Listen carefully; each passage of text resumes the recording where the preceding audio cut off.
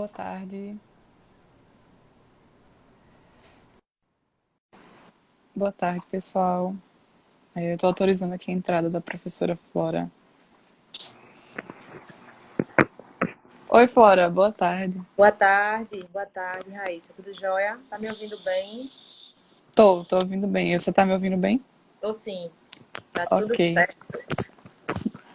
Bom, pessoal, a gente tá aqui para dar prosseguimento à nossa série de pesquisadoras pernambucanas.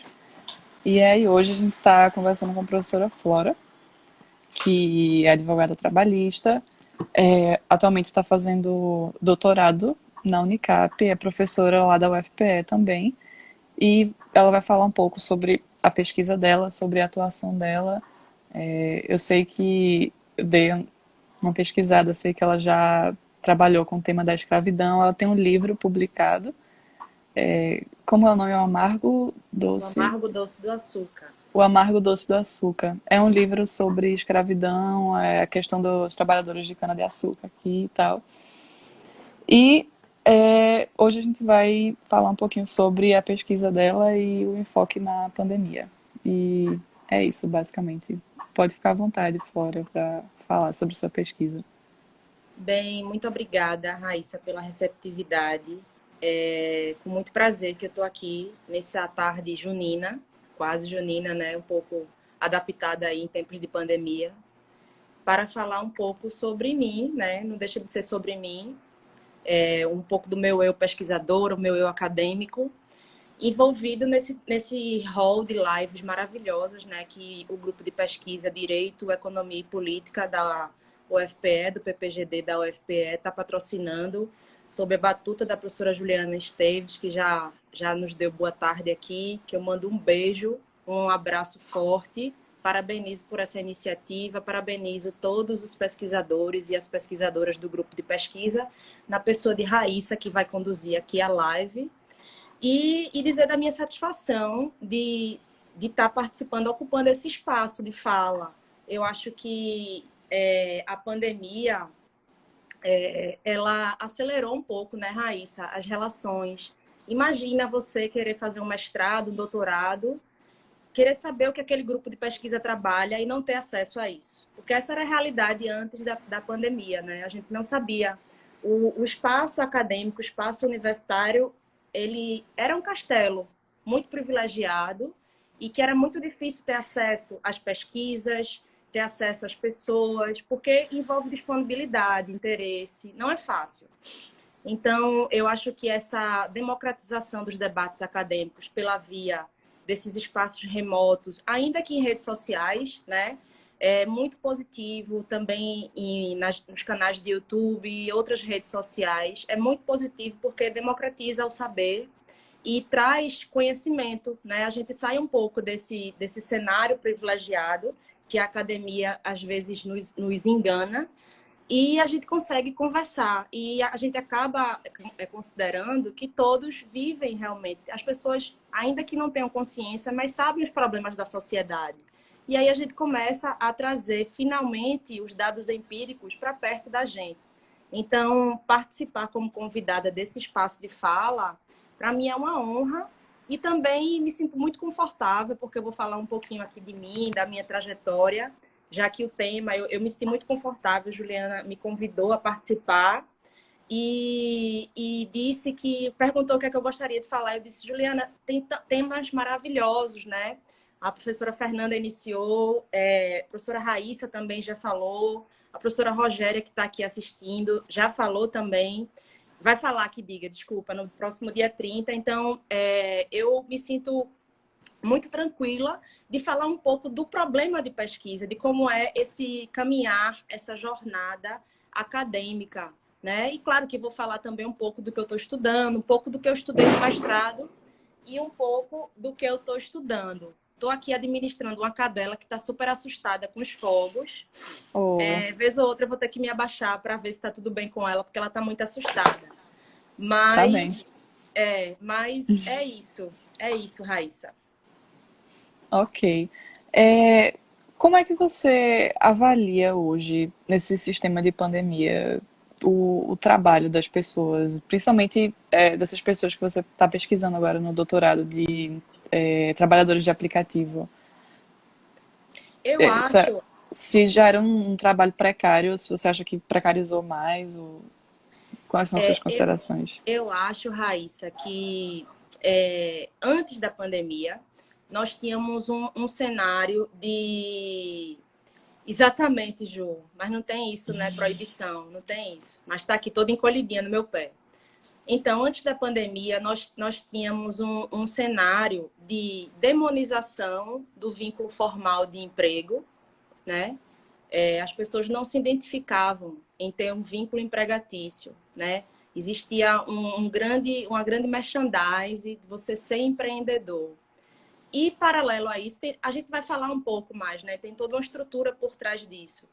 E, paralelo a isso, desde 2015, 2016, vieram os trabalhos em aplicativo e trazendo uma proposta romântica, ousada, moderna, de um novo perfil de trabalho, né? Então, a gente tinha, antes da pandemia, esse cenário.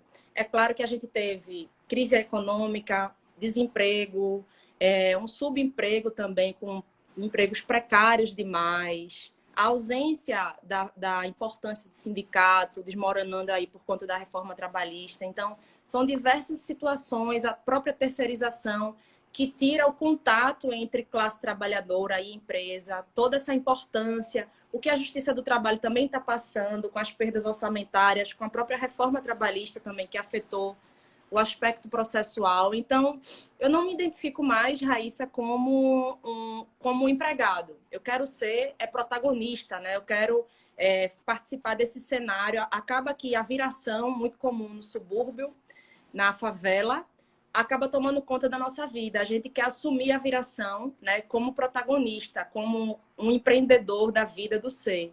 E aí o trabalho em aplicativo, ele surge nesse sentido, encabeçado pela empresa Uber, ele surge nesse sentido para trazer essa nova oportunidade de trabalho flexível, de trabalho em que eu não sei quem é o meu chefe, eu posso fazer o meu horário, eu posso trabalhar o quanto eu quero. Olha aqui o conforto do meu carro, que maravilha, as ruas são minhas, eu não durmo bem à noite, então eu vou trabalhar à noite, não tem isso mais de jornada simbólica ali, clássica, de trabalho comercial. E aí, já respondendo a tua pergunta, vem a pandemia e desmascara esse véu, né? Retira esse véu que as pessoas... Eu acredito que não a pandemia, mas isso já vinha. Quem continua trabalhando em aplicativo, quem passa um ano, dois trabalhando em aplicativo, percebe que não é um cenário, um trabalho tão romântico assim. Porque acaba se envolvendo em acidente de trabalho, acaba tendo que gastar muito com manutenção do veículo, quem é entregador de aplicativo acaba sofrendo muito mais porque precisa criar diversas circunstâncias. Eu estou, Raíssa, participando de diversos grupos de Facebook de entregadores, porque eu acho que como pesquisador, o máximo que eu puder viver a vida deles, eu preciso viver. E aí tinha uma pergunta muito interessante. Uma principiante, a entregadora, disse assim, gente, como é que vocês fazem para não errar a entrega, o pedido? E eu fiquei pensando assim, eu disse, meu Deus, nem isso eles são treinados. Eles não são treinados sequer para o trabalho essencial. Eles, entre eles, né, acabam conversando, eles acabam tendo que se ajudar. E olhe lá, tem gente que não tem esse acesso, né? Então, o aplicativo, a empresa, por que não chamar o empregador? Tenho muita segurança de falar, de chamar de empregador, não faz essa apresentação, né, esse treinamento, não tem sequer essa preocupação. Então, quem continuou trabalhando e quem aproveitou ou foi necessário esse momento de pandemia por conta de ausência total de renda, de política pública, para se manter vivo, né, ou morre da pandemia ou morre de fome. É um cenário muito triste do Brasil. Então, eles acabam participando dos aplicativos, né, se vinculando aí aos aplicativos. Então, acaba esse romantismo e eles acabam aí vendo como é que funciona, né? E nesses grupos que eu estou participando, toda hora tem discussão sobre a escravidão moderna, né? E aí tem os que defendem o aplicativo, tem os que dizem é só desligar o aplicativo, e muitos já apresentam uma consciência de que a bonificação, o valor que é repassado, essa questão agora da pandemia, em que os lucros das empresas de aplicativo estão altíssimos, as pessoas estão se associando cada vez mais, os entregadores, eles precisam estar conectados para receber, né? É diferente, o motorista de Uber ele só precisa estar ali online, mas o entregador de aplicativo, eu também descobri nessa minha nova pesquisa, que ele precisa passar horas disponível para receber. Ele precisa de um mínimo de horas disponível para receber algum pedido. Então, isso também envolve um deslocamento, um envolvimento com a cidade, um envolvimento com o seu entorno, o perigo disso tudo, porque ele precisa estar horas ali disponível. Então, eu considero que a pandemia ela veio para aumentar a desigualdade social como um todo, e principalmente nos aplicativos, para quem trabalha em aplicativo, né? Porque eu tenho um aproveitamento, porque o setor bombou, né? A entrega, o delivery, as pessoas estão, as empresas que estão fechadas estão tentando sobreviver nesse cenário, mas isso não está sendo, como sempre, repassado, não está havendo uma redistribuição desse lucro para quem está ali na linha de frente, né? Então, como eles estão também na linha de frente, tem a questão da transmissão do vírus também, tem a questão do risco. A gente, no início da pandemia, a gente teve nem 24 horas de liminar na Justiça do Trabalho de São Paulo para dar os suprimentos necessários para proteger esses trabalhadores. A liminar caiu sobre essa escusa aí de que não é uma relação de emprego, então não precisa desse cuidado. Então, a vulnerabilidade ela só vai ser majorada com esse cenário de pandemia. Eu acho que muita gente não para pensar nesse momento de pandemia nos trabalhadores, nos entregadores de aplicativo, por exemplo, porque a gente vê como profissionais da linha de frente dessa pandemia os médicos, os enfermeiros, mas a gente não para pensar que existem outros trabalhadores nessa linha de frente que são invisíveis, na verdade, que são esses entregadores. Às vezes eles não recebem nem EPI necessário para álcool em gel, máscara. Eu andei fazendo uma pesquisa, na verdade, eu conduzi recentemente uma pesquisa junto com a minha namorada que faz psicologia, sobre esses entregadores de aplicativos, sobre os aspectos psicológicos dessa relação, como eles estão se sentindo afetados. A gente chegou a conversar com alguns entregadores e aí a gente descobriu que, dentre as pessoas que a gente conversou, só uma delas tinha recebido EPI pela RAP, que foi álcool em gel e máscara, mas ainda assim foi pouco e tiveram que repor do próprio bolso. Então, e os outros nem isso, né? Nem receberam nada.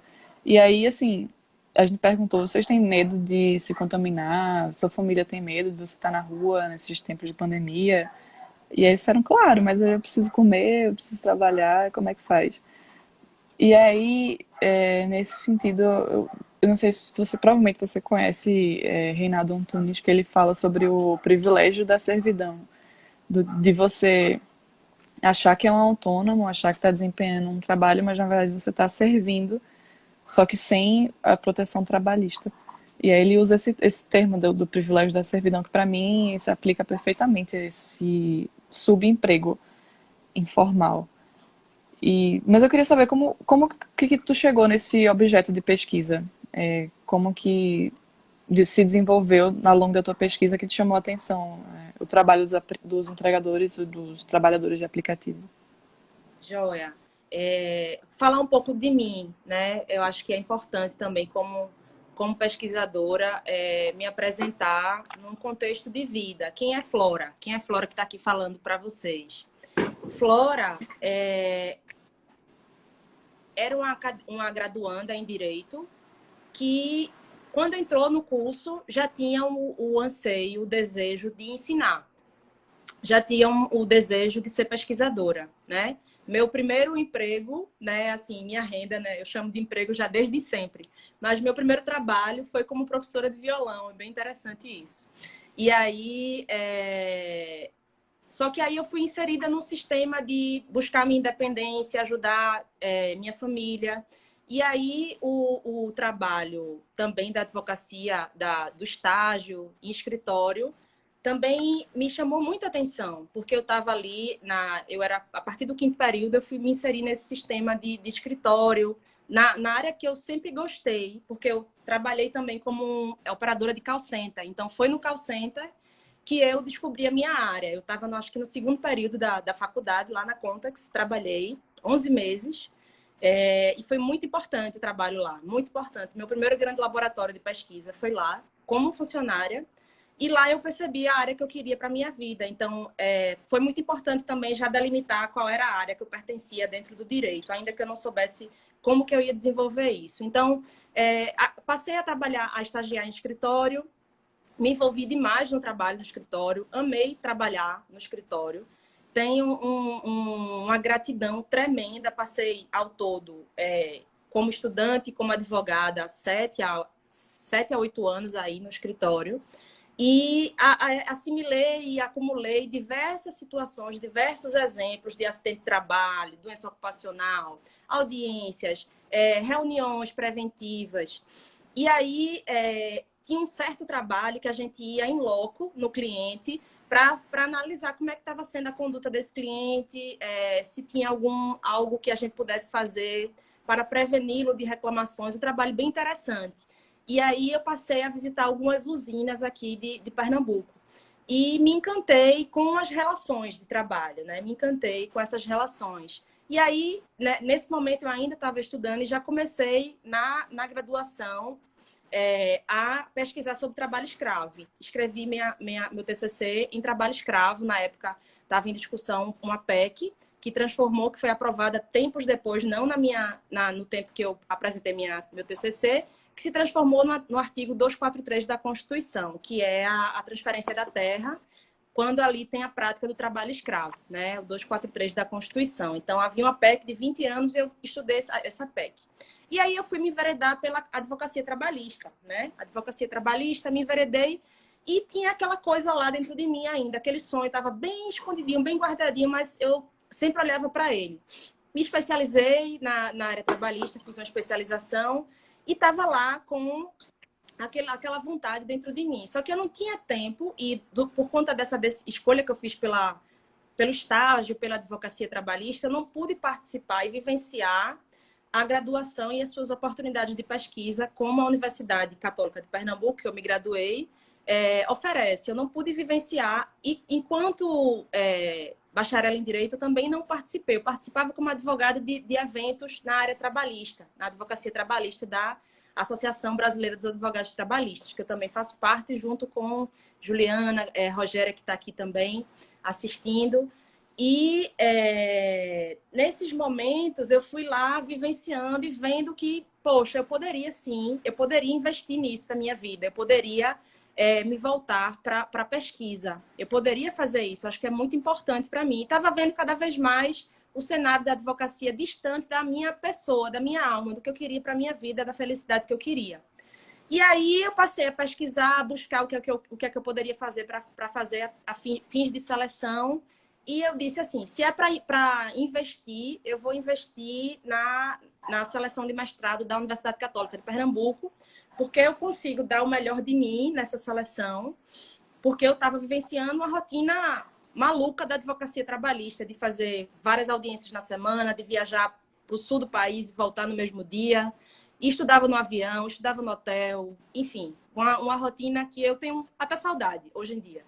E aí eu decidi fazer essa opção e fui fazer, passei na seleção do mestrado, acabei saindo do escritório porque não dava mais para conciliar, passei a advogar para sindicato e depois passei, como eu continuo advogando para trabalhador, mas como profissional liberal, continuo até hoje. E desde 2015 assumi minha docência, né, a vida de professora como uma das prioridades da minha vida, porque a gente não é só profissional, a gente tem diversas prioridades. Então a docência é uma das prioridades da minha vida hoje. E aí a escravidão já era um tema da minha graduação, a escravidão veio, eu disse, eu não tenho como desenvolver outro tema que não seja o tema da escravidão lá no meu mestrado. Só que aí eu entrei, veja, eu não tinha nenhuma maturidade acadêmica, Raíssa. Eu não participava de eventos acadêmicos e eu entrei no mestrado, que o mestrado é uma grande revolução na vida de qualquer pesquisador, porque são 2 anos, você tem diversos créditos para pagar, são 24 créditos, diversas disciplinas, Eu imagino, não sei se você entrou em tempos de pandemia, que deve ser outro desafio também, né, Raíssa? Eu não cheguei nem a ter aula presencial. As aulas estão sendo todas É uma online. loucura. O mestrado é uma revolução que mexe em todos os aspectos, porque é tudo muito novo. É uma aula muito gostosa de se assistir, mas também você tem diversas obrigações ali enquanto mestranda. E aí, assimilar esse cenário, assimilar a mudança que eu tive na minha vida profissional, foi sair do escritório, ir para um sindicato, depois sair do sindicato, ensinar, tudo isso assim, ainda bem que eu estava com a escravidão na minha mente. Mas aí, qual era a minha pergunta de partida? Qual era o tema que eu partia? Era por que aqui em Pernambuco não tem trabalho escravo? E eu sempre fui como pessoa, e principalmente como pesquisadora, muito curiosa. E eu sempre usei essa minha condição de não participar de forma positiva. Eu disse, até aqui eu não tinha condição de participar, mas agora eu tenho, então eu vou ocupar os espaços. E aí tudo aconteceu muita coisa aconteceu, Raíssa, na minha vida pesquisando. Eu pesquisando na internet, eu descobri o grupo de pesquisa Trabalho Escravo e Questões Correlatas lá no Rio de Janeiro, que desde 2015 eu faço parte. Descobri, faltavam 3 meses para a reunião, que sempre acontece em outubro, pedi para participar, fui fazer parte e lá agradeço. E lá eu pude amadurecer muito enquanto pesquisadora, porque lá estão os grandes nomes que estudam e continuam estudando trabalho escravo no Brasil. Eu acho que Tiago está aqui também assistindo. Tiago, que participou do doutorado no PPGD da Federal, também conhece o GPTEC, sabe da importância do GPTEC nessa seara de trabalho escravo. Evaldo também conhece um pouco do GPTEC. Então, foi muito importante, porque lá no GPTEC eu pude amadurecer essa minha pergunta de partida. Ah, Flora, você quer saber por que não tem trabalho escravo em Pernambuco? Mas vamos lá. Você vai partir da área penal, porque na área trabalhista vai ficar muito difícil. Aí eu tive muitos problemas. Eu me deparei com diversos problemas, Raíssa. Eu quis pesquisar na internet, nos processos. Trabalho escravo não era possível, porque o sistema informático não permite, ainda pelas hipóteses do 149, né, condição degradante, jornada exaustiva, não era possível na área trabalhista. Na Justiça Federal já era mais fácil. E aí falava com as pessoas, não conseguia. Tanto é que eu só consegui delimitar os anos da minha pesquisa, porque eu estava ligando para os servidores. Um dia eu reservei, disse, eu vou ligar para toda a vara federal. Porque vai ser assim, pelo jeito vai ser assim. Então eu liguei para cada servidor, disse, por favor, eu sou Flora, pesquisadora, você poderia me ajudar? Eu quero saber se aí na vara tem algum processo penal sobre trabalho escravo. E aí um anjo que eu não conheço até hoje, porque a pesquisa tem disso, disse que tinha uma planilha de Excel, que tinha os processos, que podia me fornecer. E aí, até hoje, eu agradeço a Deus essa pessoa, que foi importantíssima na minha pesquisa. É claro que não foi só essa planilha do Excel, eu precisei fechar. E aí, tudo isso era amadurecimento. Então, o que eu queria saber de início era por que não tem trabalho escravo em Pernambuco? Então, eu tive que delimitar. Por que não tem pena de trabalho escravo? Então, Justiça Federal. Não tem pena por quê? Em qual período? Né? Aí eu delimitei o ano, 2009 e 2015. E aí, a partir disso, quando eu já tinha um pouco esse caminhar, essa jornada, o que é que eu precisava desempenhar, eu passei a construir variáveis. Eu não tenho como chegar a essa resposta se não construir variáveis. Como? Quais eram esses casos de condição análoga de escravo em Pernambuco? Como que se dava o acesso do grupo móvel? Quem participava dessa fiscalização? Quanto tempo durava para ter a distribuição do processo? Quanto tempo durava para ter a sentença? A fase recursal era mais demorada? Não era mais demorada? Qual era a participação do MPF nessa fase recursal? Enfim, foram várias variáveis que eu achei que era necessário para chegar à minha resposta, que serviram para que eu caminhasse nisso no mestrado. Então, foi uma pesquisa que foi muito gostosa de fazer, uma pesquisa muito independente também, porque eu tive que ir, pegava meu carro e ia na vara. Eu lembro de ter ido em Palmares no último dia que a vara estava funcionando, a vara inteira estava em confraternização e eu lá tirando foto do processo. Fui no Arquivo Geral da Justiça do Trabalho, porque alguns acordos, alguns TACs, o Ministério Público do Trabalho teve que ajuizar, porque houve descumprimento, então eu tive que buscar essas ações, tudo para fazer a correlação. O que é que a área trabalhista fazia e o que é que a Justiça Federal fazia. Não é fácil. Se eu tivesse, assim, um mínimo de juízo, eu teria reduzido muito o meu problema de pesquisa, sabe? Mas como eu me apaixono até hoje por esse tema, eu acho que é muito importante a gente trazer essa circunstância, esse caminhar do pesquisador, e também que eu tinha um amparo psicológico e o amparo acadêmico do GPTEC, porque no Pará eu tenho uma amiga que está fazendo essa pesquisa, Minas Gerais eu tenho uma amiga que está fazendo essa pesquisa, então a gente conversava e vinha que eram as mesmas dificuldades, porque precisa de... Agora está mudando, a gente tem um Observatório do Trabalho Escravo que é maravilhoso, né? Um site que vai mapear muita coisa para a gente. Mas era muito difícil encontrar os processos, encontrar os problemas. Então, foi preciso muita ajuda, muitas pessoas. Na época, eu também precisei mudar de orientador, porque a gente não estava se entendendo, ele não estava aceitando essas minhas linhas de investigação. E eu também muito fiel ao meu projeto e ao meu problema de pesquisa. Eu disse, não, eu preciso buscar alguém que esteja comigo. Eu tentei mudar o meu projeto para ver se tentava, mas a gente não estava se encontrando. Então, o professor Sérgio Torres me acolheu e desde então ele passou a ser meu orientador aí de vida e o orientador acadêmico, no finzinho do mestrado e agora no doutorado. E aí eu apresentei mais ou menos o sistema de justiça penal para o trabalho escravo nessa minha dissertação de mestrado. Tive a ideia de transformar esse resultado, enxugar um pouco, claro, a dissertação e transformar em livro. Tudo porque eu gosto muito do que eu estudo, sabe, Raíssa? Eu acho que é isso. Aproveitando quem está pensando em fazer mestrado, quem está... Beijo, mãe, está assistindo. Quem está pensando em fazer mestrado, doutorado, quem está aproveitando esse momento aí de redescoberta, de crise que está gerando a pandemia. Estou em casa, estou pensando em várias coisas. É muito importante que você goste de estudar, né? É muito importante que você busque um tema que você gosta, porque você vai se deparar com diversos problemas, né? Imagina você aí cheio de expectativa e não teve sequer aula, né? A sua professora Juliana disse aqui que nem te conhece ainda pessoalmente, então você Pois tem que ter é. muita firmeza do que você quer. E, é claro, você pertence a um programa de pesquisa, você pertence a uma linha de pesquisa, você precisa estar dançando conforme a música do seu programa, da sua linha de pesquisa. Mas a sua pesquisa é sua. É sua. Então, é muito importante essa conexão com a sua pesquisa e essa fidelidade, sabe, Raíssa? Eu fui muito fiel ao meu projeto de pesquisa no mestrado. E agora, no doutorado, mudei completamente por pura fidelidade também.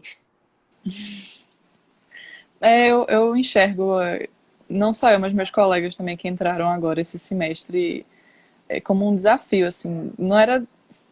Eu sempre quis fazer mestrado, eu não imaginei que eu fosse começar durante uma pandemia.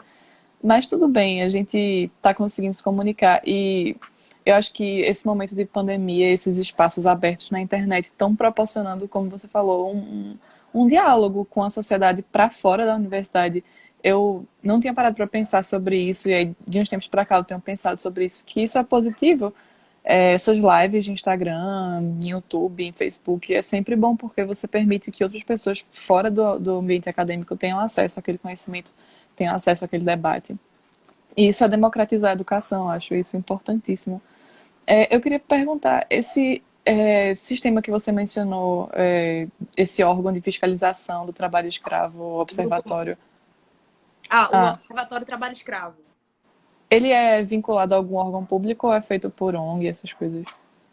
É o Ministério Público do Trabalho, junto com o Escritório Brasil da OIT, da Organização Internacional do Trabalho. Ele alimenta um sistema informacional eu acredito que começou com os dados do trabalho escravo. Porque o que é que acontece? Para esclarecer as pessoas que estão nos ouvindo, assistindo. Quem é resgatado, é liberto da condição análoga de escravo pela visita do Grupo Móvel, pela constatação, e nós temos, desde o início do Grupo Móvel, esse ano ele está completando 25 anos, a gente tem mais de 50 mil aí, pessoas que foram resgatadas, eles são inscritos no seguro-desemprego. Então, ao se inscrever no seguro-desemprego, eles preenchem lá todas aquelas informações que vão para o governo, né, para o sistema informacional do governo. Então, o que fez o MPT? O MPT, junto com a OIT, criou esse canal, o Observatório do Trabalho Escravo. É um site que você consegue mapear diversas condições, por exemplo, escolaridade, idade, questão de raça, a origem, qual é o setor econômico que está vinculado ao trabalho escravo. É muito legal. O Observatório do Trabalho Escravo é muito legal e é constantemente atualizado. O MPT está avançando como um órgão brilhante que é. Não é só trabalho escravo, ele está também fazendo sobre discriminação no ambiente de trabalho, está fazendo também sobre trabalho infantil e acho que outros aqui importantes que agora não me recordo. Mas tem acho que 4 frentes que são importantíssimas e eles estão desenvolvendo, sim, trabalho seguro, acidente de trabalho e doença ocupacional também. Então, observatório, eu acho que é o Observatório do Trabalho Decente. Você coloca lá no Google e vai aparecer. Aí quando vai aparecer as 4 frentes, aí você escolhe trabalho escravo, trabalho seguro, trabalho infantil, discriminação.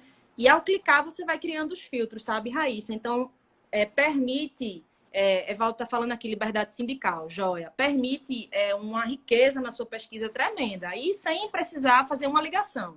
Sem precisar ir para Goiânia, feito eu fiz, ir para Vitória de Santo Antão, feito eu fiz. É muito, muito bacana. Eu pergunto por que é tão importante esses mecanismos que fornecem dados científicos e porque às vezes você quer encontrar um dado e aqui no Brasil a gente tem uma dificuldade imensa de quantificar as coisas, de fazer pesquisa, de fornecer dados seguros, acessíveis. Eu tive muita essa dificuldade na minha monografia da graduação, porque eu precisava de dados e minha monografia teve uma parte que foi sobre penal. E lógico que tem o DEPEN, tem o CNMP, tem certos órgãos que fornecem dados, mas às vezes os dados são desatualizados, não são passíveis de análise real, assim, às vezes esses dados eles são mascarados de alguma forma.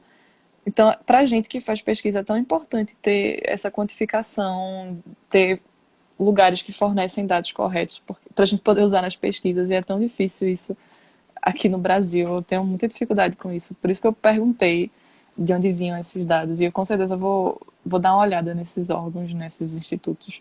Vale muito a pena. Hoje em dia, nesse cenário que a gente vive de pandemia, de precarização de trabalho, dessa uberização das relações de trabalho, você acha que agora, depois da pandemia, vai melhorar, vai piorar? Você tem alguma expectativa nesse sentido? Algum meio de fornecer algum tipo de proteção a essas pessoas?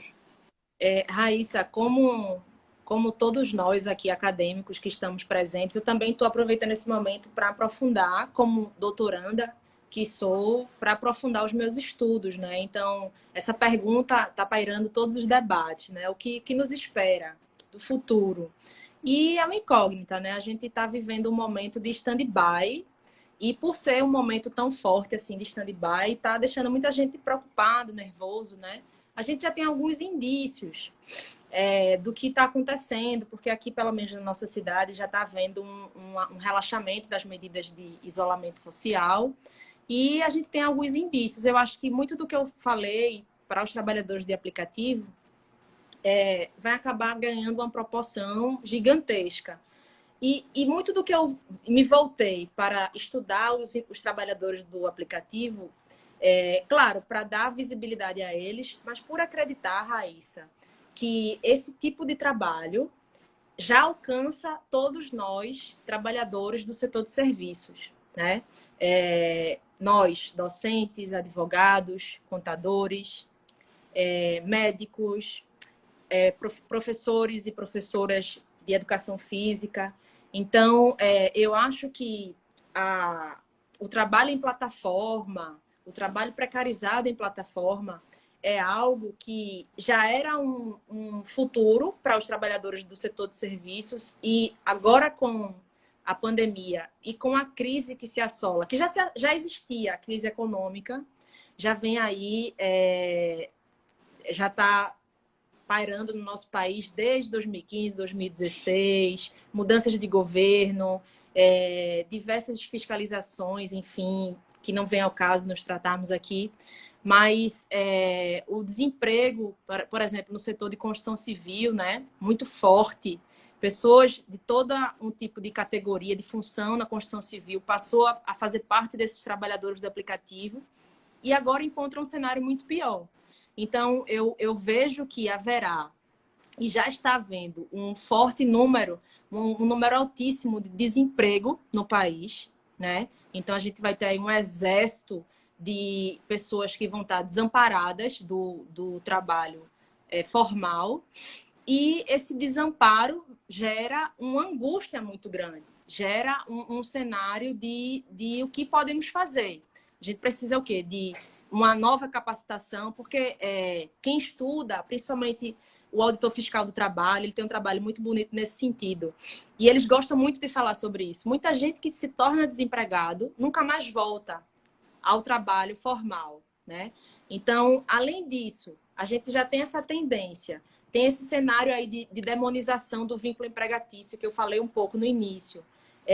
Existe uma ausência de pertencimento com vínculo de emprego, né?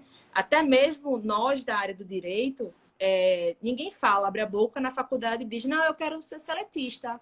O que eu quero mesmo é ser seletista, né? Eu acho que você não conhece ninguém que estudou com você que deve falar sobre isso, que quer ser seletista. Então, ninguém tem esse grande sonho de ser seletista. E isso tá havendo uma grande demonização sobre isso. E eu acho que a pandemia ela vem a nos mostrar. Só que o que é também interessante da pandemia é que ela mostra uma importância do Estado, né? Algo que a gente não estava mais falando. Existia um cenário até de ausência, de total desregulamentação das relações de trabalho, junto aí com a reforma trabalhista. Então, está havendo um novo momento aí de força do Estado, de políticas públicas, até mesmo um espaço para falar sobre a renda universal, né, garantida, que a gente está aí voltando o debate. Eu nunca vi tanto, né, live de Eduardo Suplicy, eu adoro ele, agora estou tendo a felicidade de sempre vê-lo, e sempre que posso chamo Juliana também, porque eu aprendo muito com ela, quando ela fala sobre esse tema que é muito caro, as suas pesquisas. E imagina, a gente já precisava fazer esse debate, e agora a crise, a pandemia está nos fazendo discutir temas tão importantes. Ou seja, a gente tem a necessidade da presença do Estado.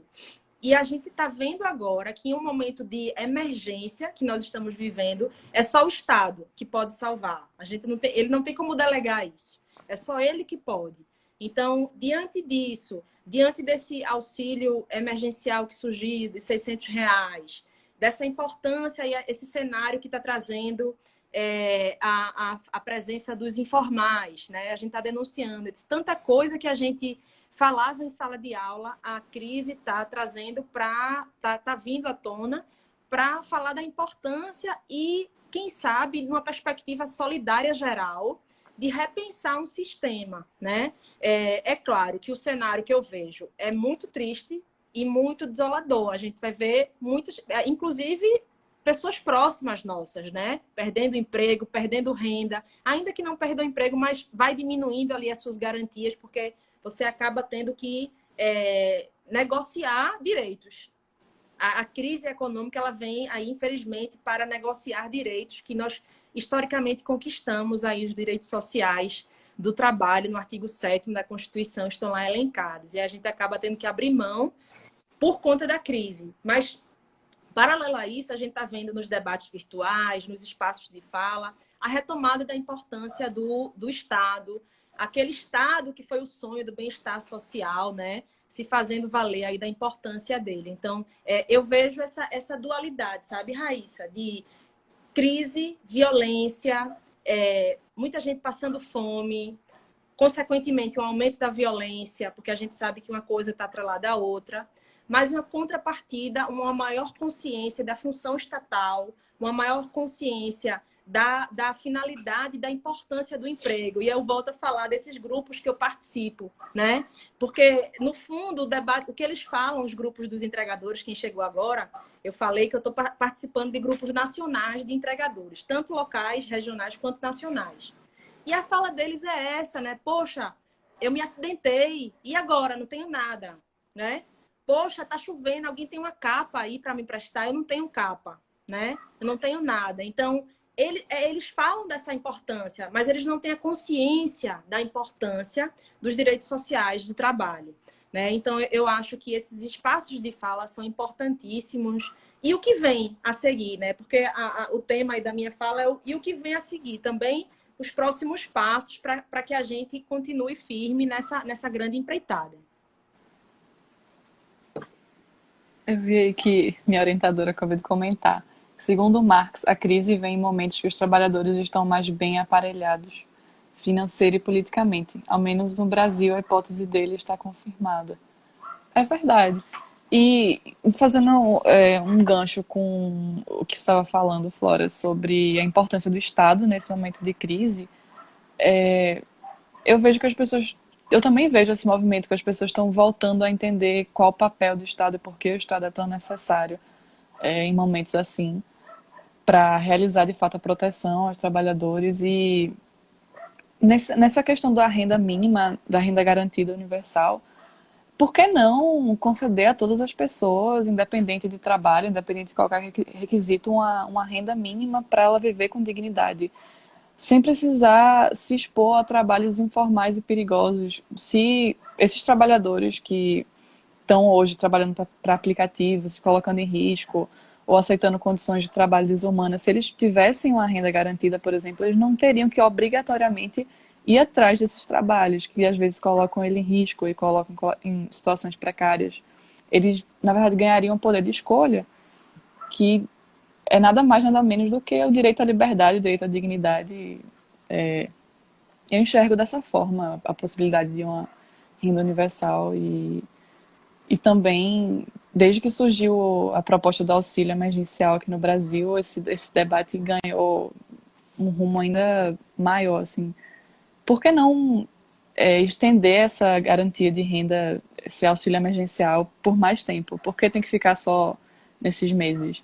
Eu acho que se, como o Hegel fala, o ser humano é processo, a gente pode pegar esse gancho e ir para frente, assim. Eu não sei se eu tenho uma perspectiva muito otimista nesse ponto, mas se a gente tiver que aprender alguma coisa com a crise, eu acredito que seria algo nesse tipo. Sim, com certeza, com certeza.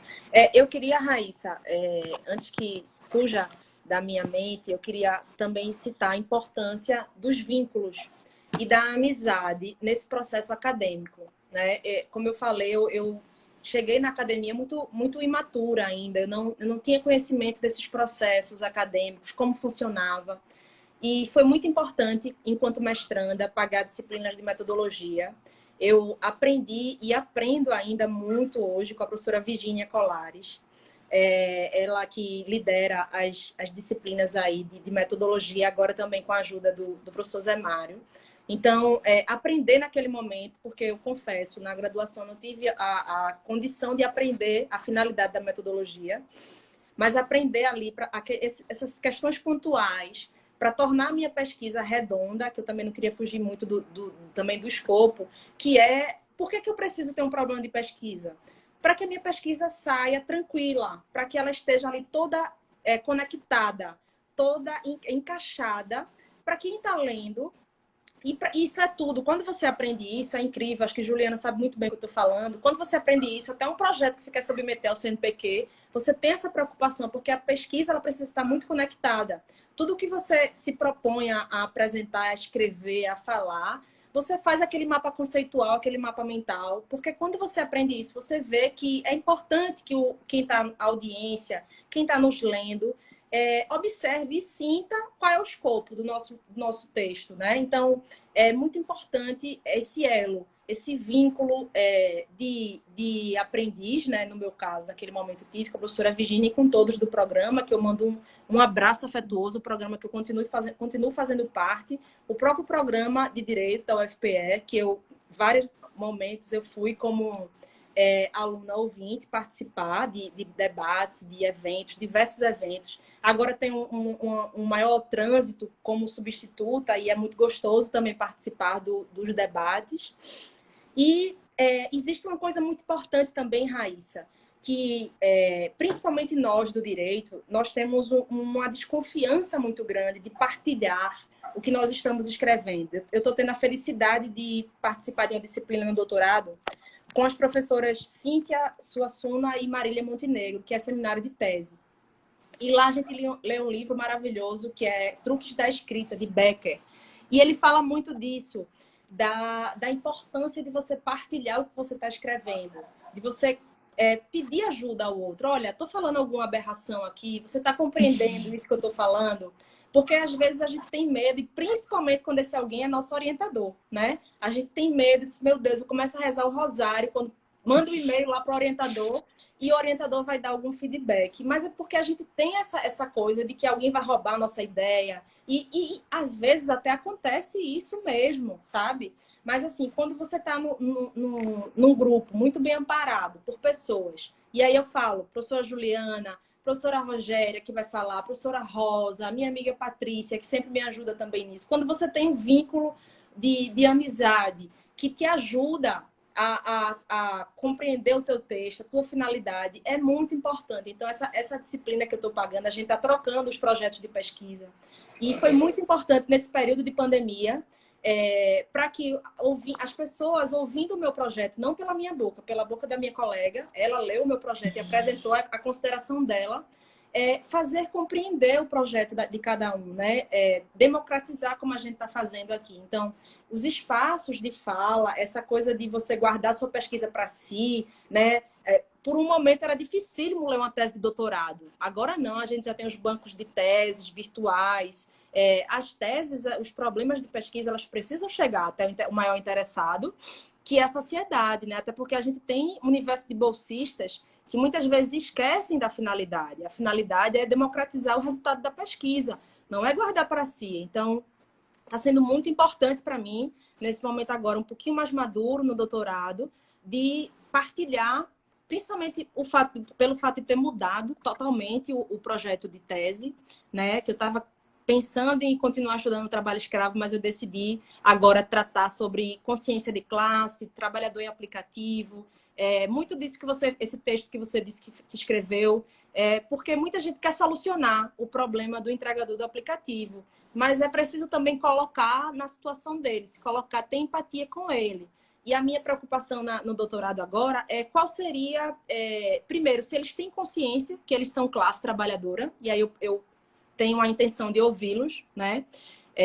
Com um grupo focal, com entrevistas ainda semi-estruturadas, ainda estou vendo isso, e analisar qual uma carta de direitos sociais que melhor contemple os anseios deles. Não o meu anseio, não o seu anseio, mas os deles, né?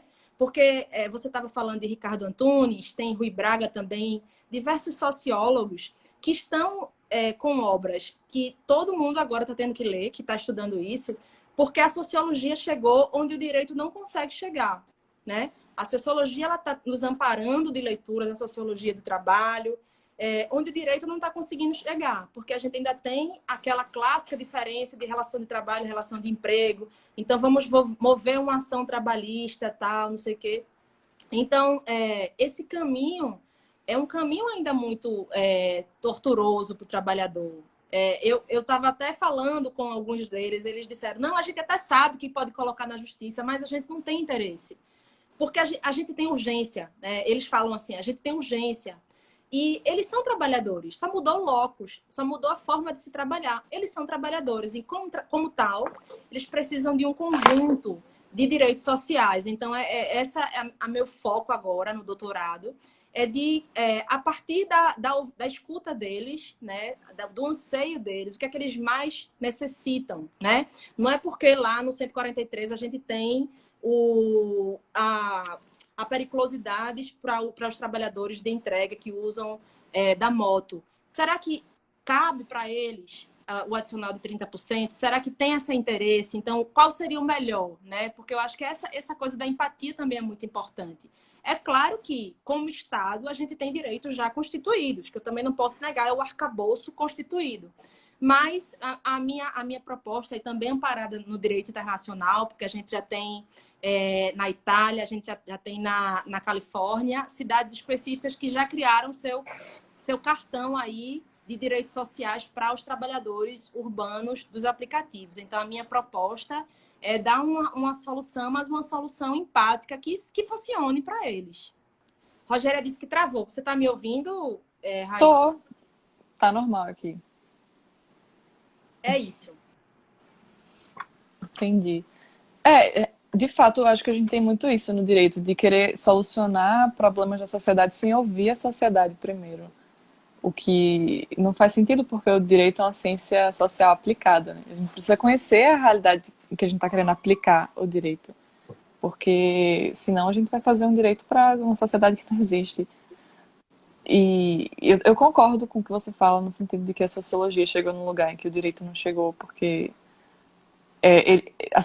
o campo da sociologia tem muito mais pesquisa empírica de verdade, de chegar nas coisas e conhecer o objeto de fato de estudo. Isso eu acho que a gente tem que produzir ainda uma cultura no ramo do direito. Exatamente, exatamente. Então, muito legal esse espaço de fala. As pessoas que estão ouvindo, essa iniciativa do grupo de pesquisa da professora Juliana, porque a gente está aqui conversando sobre problemas da sociedade. Veja que interessante, né? Veja que interessante. Então, como que a sociedade quer resolver isso?